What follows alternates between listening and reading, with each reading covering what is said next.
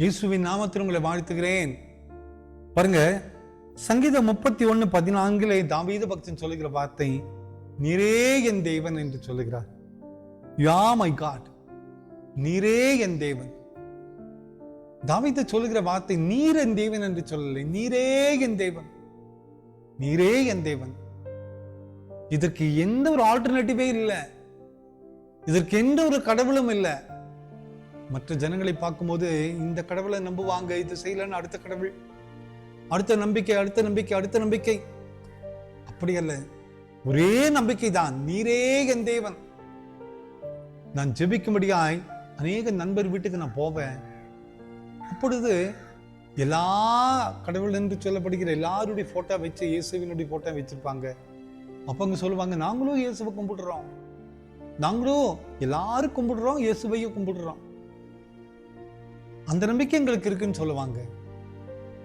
அல்ல, தாவீது சொல்லுகிறார், நீரே என் தேவன், உம்மை தவிர வேற ஒண்ணுமே இல்லை. நீர்தான் என்னுடைய கடவுள், நீர்தான் என்னுடைய தேவன், நீர்தான் என் நம்பிக்கை, நீதான் எனக்கு எல்லாமே என்று இந்த ஒரு அர்ப்பணிப்புக்கும் இந்த ஒரு ஒப்படைப்புக்கும் நாம் வருகிறோமோ, அன்று ஆண்டவருடைய வல்லமையை நாம் பெற்றுக்கொள்ள முடியும். ஆண்டவர் என்ற பேருக்கு ஆல்டர்னேட்டிவே இல்லை. அவருடைய நாமத்தின் மீது நம்பிக்கை வைத்து விட்டு சொன்னா எந்த ஒரு இழப்பும் நமக்கு இல்லை, ஆண்டவர் நடத்துவார். இந்த உணர்வை அறிந்த தேவன் தான் தாவீது தான் சொல்லுகிறார், நீரே என் தேவன், வேற வழியே இல்லை, வேற ஒரு நம்பிக்கை இல்லை, எனக்கு நீர்தான், நீர்தான், நீர்தான். இன்னைக்கு நம்ம வாழ்க்கையிலையும் இந்த ஒரு நம்பிக்கை நமக்கு தேவைங்க. அவர்தான் நமக்கு எல்லாமே, நீரே என் தேவன்.